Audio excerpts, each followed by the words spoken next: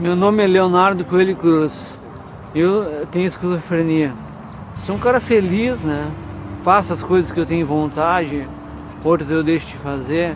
Mas eu gosto muito de conviver com as pessoas, né? Fazer novos amigos.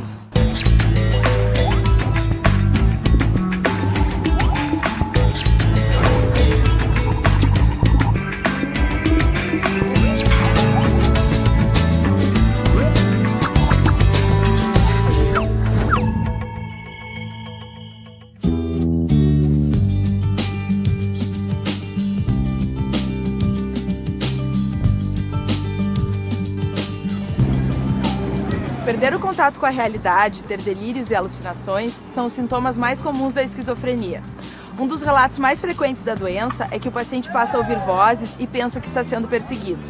Cerca de 1% da população mundial é atingida pela esquizofrenia, que acomete igualmente todos os povos e classes sociais. Hoje em dia, com o tratamento adequado, é possível dar uma boa qualidade de vida aos pacientes. Entretanto, o medo e o preconceito decorrentes da desinformação atrapalham e muito a vida de pacientes e familiares.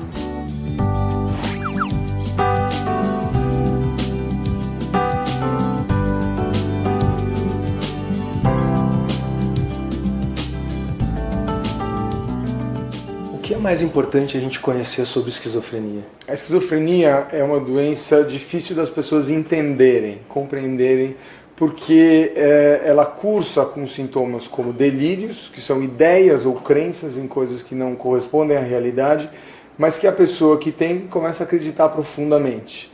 E é comum também que as pessoas tenham alucinações. O que são alucinações? Ouvir uma voz, às vezes a voz fala alguma coisa inconveniente, e às vezes até dá uma ordem para a pessoa. Por que é difícil reconhecer? Porque a pessoa não vai te falar que ela está com a doença, ela simplesmente vai mudar o comportamento. E essa mudança de comportamento às vezes se confunde, por exemplo, com coisas da adolescência. Mudou de jeito de ser. Então, o que é fundamental é conseguir fazer o diagnóstico, perceber que tem alguma coisa errada.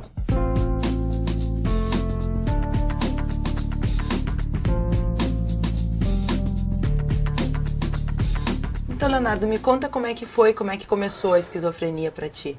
Eu tive um surto enquanto eu trabalhava na Varig, né? Um surto violento. E eu ia para a cabeceira da pista, assim, perto do hangar, eu ia lá naquela época. Eu ia lá e chorava, e não sabia o que é que estava acontecendo comigo. Te dava uma tristeza, Me dava, sei lá, primeiro diziam que eu tinha depressão, né? Mas infelizmente... Não era só isso? Na realidade eu descobri mesmo que tinha esquizofrenia, né? Isso tudo aconteceu e eu não sabia o que era. Tu te sentia meio mal, mas não sabia muito bem o que estava acontecendo Exatamente, contigo. O que acontece no cérebro de uma pessoa que está com alucinações, que tem esquizofrenia? Por muito tempo as pessoas achavam que era uma questão mental e que não tinha um órgão afetado. Agora está muito claro, e a gente tem evidências em neuroimagem funcional, mostrando que quando alguém tem uma alucinação, tem áreas cerebrais ativadas. Áreas da audição, áreas da linguagem, áreas da memória e do córtex associativo. O que quer dizer isso? Que de alguma forma o cérebro está processando aquela informação que está sendo ouvida pelo paciente, mas a dificuldade do paciente é reconhecer como dele. Esse talvez seja o maior problema da esquizofrenia. Pessoas com esquizofrenia, quando manifestam os sintomas, apresentam um aumento exagerado da dopamina. Esse neurotransmissor tem a função de determinar a importância que damos às coisas que percebemos e pensamos. Quando acontece um aumento da função da dopamina em determinadas regiões do cérebro, a pessoa passa a supervalorizar pensamentos pouco prováveis, a ter delírios e alucinações. Então, mais tarde, tive uma crise muito forte, né? Inclusive eu fumava muito, sabe? Chegava a ter, eu fumava assim, tipo assim, até o final do cigarro chegava a ter bolhas na mão, assim. Como é que eram, assim, o que tu sentia, como é que eram esses surtos? Tu te lembra, assim, qual era? Era alucinações auditivas, alucinações visuais, né? junto com a depressão também. Entendi. Né? E aí tu lembra, assim, tu ouvia vozes, eu imagino. Exato. Tu chegava a ouvir mais de uma voz, as vozes conversando, assim? Ou era uma voz só? Não, era como se fosse várias vozes falando ao mesmo tempo, né? Dizendo que eu tinha que fazer, sabe? Te mandando fazer coisas, assim? Exatamente, é. Entendi. Mas, felizmente, isso aí eu já superei, né? Psicose é um termo que se usa para esse desligamento da realidade, seja por alucinações ou por delírios, de pensamentos muito bizarros ou de percepções estranhas. Geralmente nessa situação a pessoa fica muito agitada, eventualmente violenta ou muito hostil, porque ela está, né, com uma imaginação que está tomando conta dela, né, está com uma convicção, por exemplo, de que estão perseguindo ela ou de que estão querendo fazer o mal dela, então ela fica arredia, fica agitada. E esses são os períodos que a gente chama de surtos ou crises psicóticas, que, em geral, o melhor é encaminhar para uma internação psiquiátrica para evitar danos maiores para a pessoa e para as pessoas em torno, e para ter um acompanhamento melhor da medicação. A pessoa, eventualmente, até coloca palavras que não são adequadas para aquele contexto, ou não consegue fazer uma construção tão clara do que quer expressar. Às vezes fica girando em torno de um assunto, ou não consegue ser preciso no que quer falar. Então, nos quadros mais graves, é um embaralhamento total de palavras, o que a gente chama de salada de palavras. Isso é nos quadros mais graves, mais deteriorados, que pode acontecer.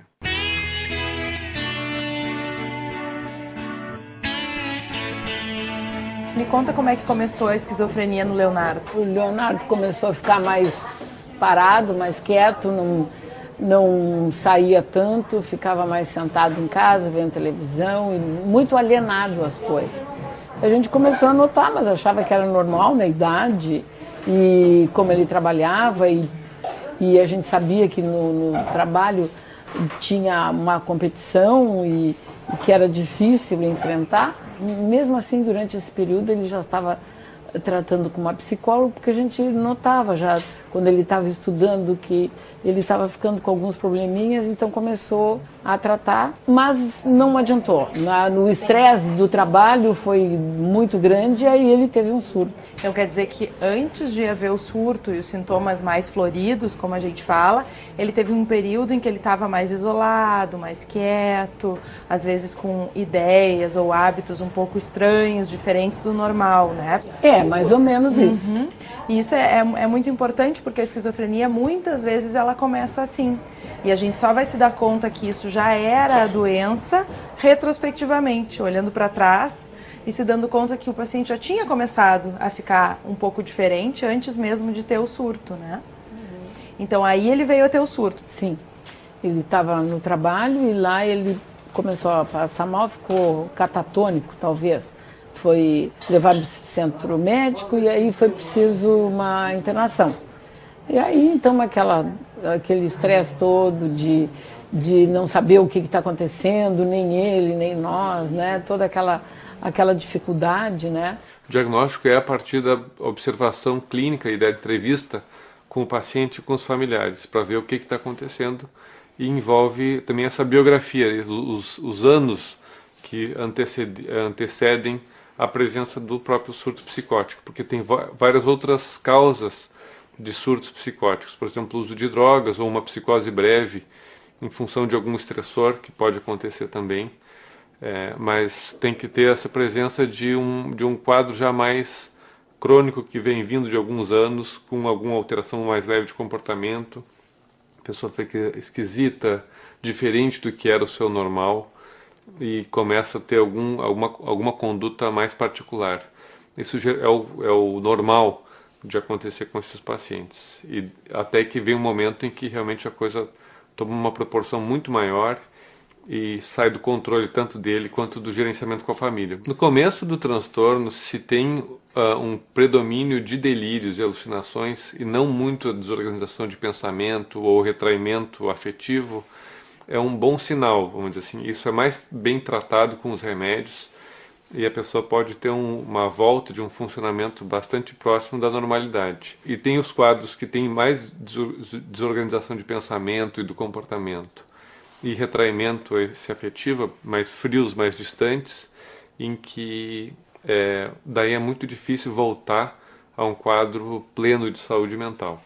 Geralmente fica algum resíduo, e quanto mais surtos tiver, mais vai tendendo a deixar marcas e prejuízos para essa pessoa. É claro que é uma doença crônica, ele está ótimo, ele sabe muito, tudo, todas as limitações, todas as coisas que acontecem com ele, sabe até onde ele pode ir, em tudo nós também sabemos, só que de vez em quando ele não está tão bem. Tem lá um dia que não está muito bem, como todas as pessoas, né? Um dia tu está bem, outro dia não está, mas é uma doença crônica, ela não tem cura, então...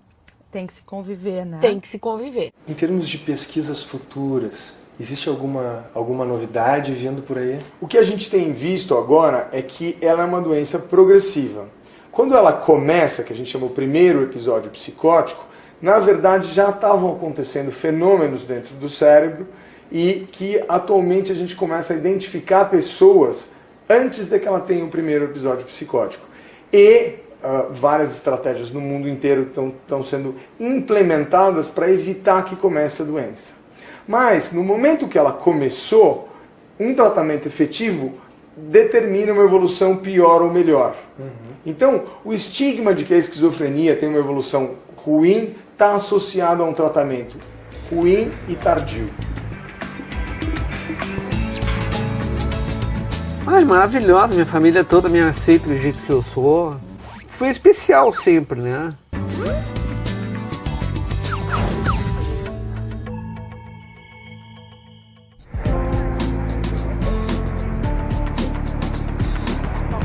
A falta de informação dá espaço para o preconceito e para a estigmatização da doença, levando à exclusão social e ao aumento do sofrimento do paciente e da família. O que você sabe sobre a esquizofrenia?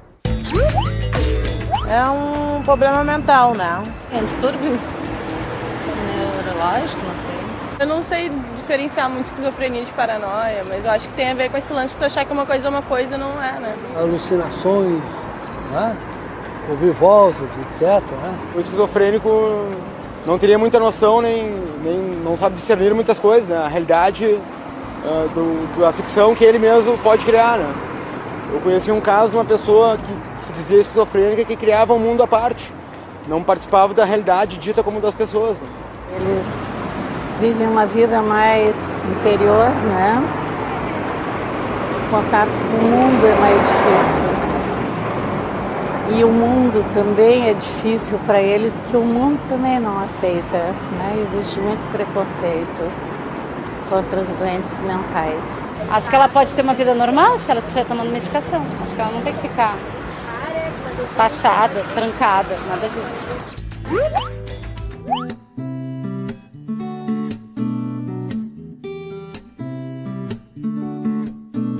Hoje em dia é possível a pessoa com esquizofrenia ter uma vida normal? É possível. Obviamente as pessoas que têm um transtorno mais grave têm mais dificuldade de ter uma adaptação, mas, por exemplo, o nosso centro trata médicos que têm esquizofrenia. Eu costumo dar o exemplo de um portador de esquizofrenia que a gente acompanha lá, que publica mais artigos científicos que vários dos meus mestrandos. Ele faz mestrado numa outra área. Então é possível sim você ter uma vida com muita qualidade. Algumas pessoas conseguem se adaptar melhor, outras um pouco pior. Mas é uma doença potencialmente bastante grave que, se tratada precocemente e efetivamente, nós conseguimos com que as pessoas tenham um restabelecimento dos padrões da vida que a gente considera normal. Com relação ao tratamento, quais são as outras formas de terapia que são importantes na esquizofrenia? O remédio é condição necessária para um bom tratamento. E um remédio bem dado, em doses efetivas para redução do sintoma. Mas não é o suficiente. Nós precisamos usar várias outras abordagens que incluem o que a gente chama de reinserção social. Então nós temos diversas modalidades terapêuticas que incluem terapia ocupacional, em grupo ou individual, oficinas terapêuticas, psicoterapias, cada uma indicada para um tipo de paciente, para que aquela pessoa volte para a sua vida normal.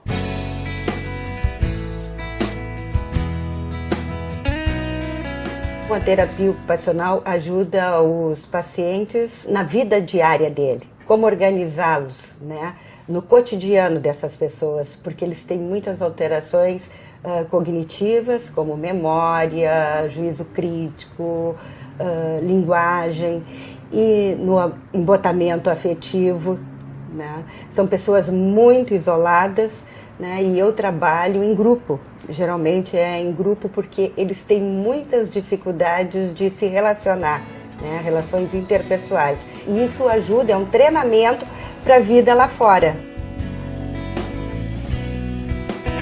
Então a associação é um espaço que eles podem vir, conviver com outras pessoas, ter essas atividades mais de aprendizado. O conhecimentos gerais, eles amam inglês, artes plásticas, desenho, capoeira, educação física. E de um modo geral, a senhora nota que os pacientes vão evoluindo aqui.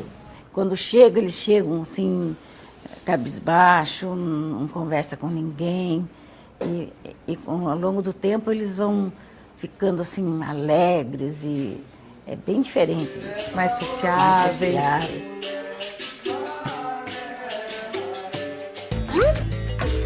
Pessoas com esquizofrenia são violentas e perigosas? Nos momentos de surtos, né, as crises psicóticas com delírios e alucinações, elas podem ser perigosas, mas com o tratamento adequado deixam de ser perigosas e não vão ser violentas. O consumo de drogas pode desencadear a esquizofrenia? Sim, cada vez mais tem se concebido que a maconha pode fazer se manifestar os sintomas psicóticos e gerar um quadro de esquizofrenia. A cocaína também pode ser uma dessas drogas que induz psicose em pacientes vulneráveis, e isso pode começar um quadro psicótico que venha a ser esquizofrenia. A esquizofrenia pode se manifestar na infância? Raramente se manifesta na infância, geralmente começa na adolescência. Pessoas com esquizofrenia podem trabalhar? Podem trabalhar se tiverem com a sua medicação bem ajustada e se tiverem com poucos sintomas e uma certa resistência a situações de um pouco de pressão e responsabilidade. Mas podem vir a trabalhar em trabalhos geralmente mais simples ou com menos carga horária do que seria o normal.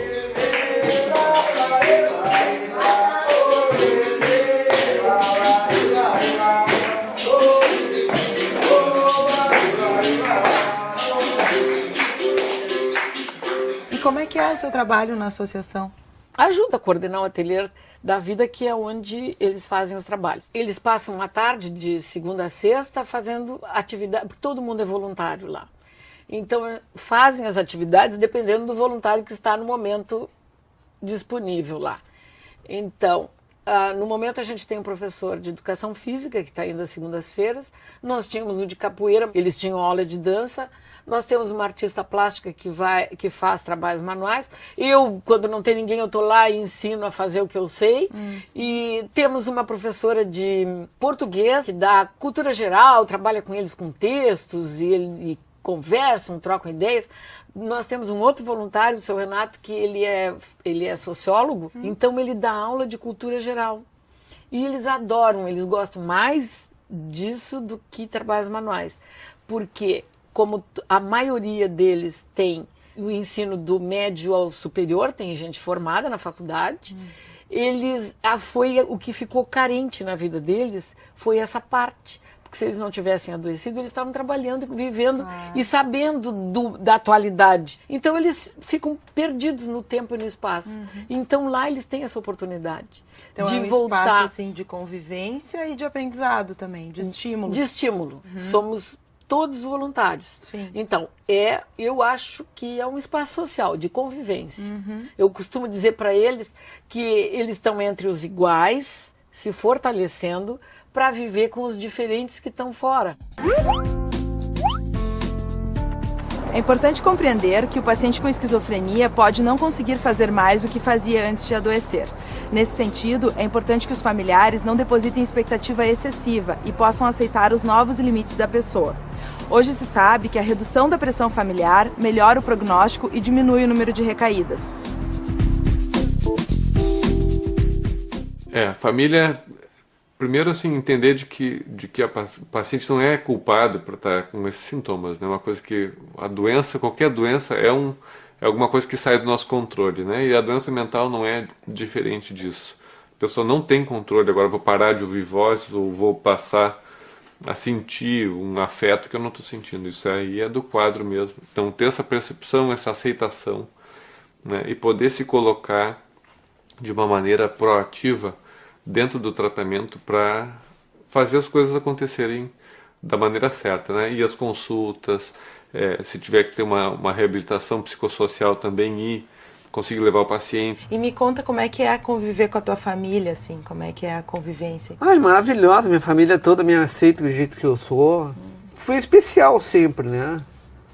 Esse contato que eu sempre tinha com eles, né? E tu sente que tem o apoio da tua família, então, da tua mãe, do teu pai, como é que é? Eles te ajudam? Olha, eles me ajudam em tudo, né? Tem certas coisas assim que eu ainda não administro totalmente, que é meus deveres assim com relação ao dinheiro e tal, né? Aí tu precisa da ajuda deles, assim. Isso. Mas não é uma questão de que eu não possa fazer, entendeu? Sim. Eles me tratam tão bem, sabe? Que eu sempre deixo para eles fazerem as coisas para mim, né? Facilita muito, né? As medidas mais óbvias de saúde em geral são fundamentais. Além de você se alimentar bem, dormir bem, ter boas relações, sociabilidade é uma coisa fundamental para o cérebro. Não usar drogas, não se expor. Estímulo é fundamental para o cérebro. O que é estímulo? Estudar, desafios intelectuais, leitura, curiosidade, busca de novos conhecimentos, isso tudo exercita o cérebro, mais atividade física. Me conta como é que tá a tua vida hoje em dia um pouco. A minha vida hoje em dia se resume, tipo assim, HFAP, né? De vez em quando eu dou uma caminhadinha no parque e tal. E o que tu gosta de fazer lá na HFAP? Eu gosto muito da arte-terapia, né? Que é feita lá. Mas, tipo assim, uma coisa que eu gostaria de falar, que eu sempre falo, que eu acredito assim que nós como esquizofrênicos, né, temos que lutar contra o estigma da doença. Porque lutar contra uma coisa que a gente tem que assumir porque passa por aquilo aí, né? É da vida, né? É da vida.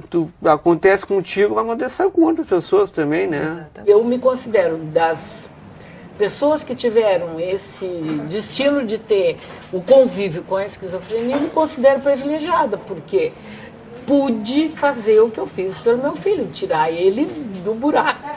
Eu, meu marido, minha família me ajudou, né? Mas não é qualquer. Também não podemos criticar nem condenar, porque tem gente que não tem condições de deixar de trabalhar para atender o filho.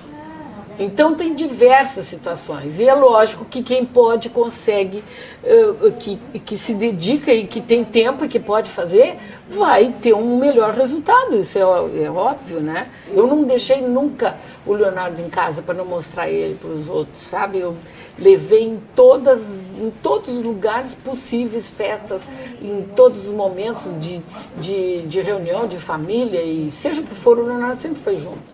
É possível ter esquizofrenia e ser saudável? Sim, lógico que é. É possível ser bipolar e ser saudável, ter depressão e ser saudável. Quer dizer, alguém com esquizofrenia bem tratado fica saudável. O que caracterizaria então um esquizofrênico saudável? Alguém que faz o tratamento corretamente, que entende a sua doença. Entender a doença é fundamental, tanto para o indivíduo quanto para os familiares. Certo? Porque é um impacto grande alguém que se desorganiza. Então, o conhecimento da doença ajuda muito a pessoa a se tratar. Então, ser saudável é saber o que tem e se cuidar. E buscar uma vida que se aproxime com os seus próprios desejos. Eu gostaria de me casar. Então, se casar. Eu gostaria de fazer faculdade, eu gostaria de trabalhar em alguma coisa, eu gostaria de me autogerenciar. Isso está associado à saúde. Ser saudável, eu acho que é ser feliz, alcançar o potencial que tu tem que alcançar para ser feliz, né?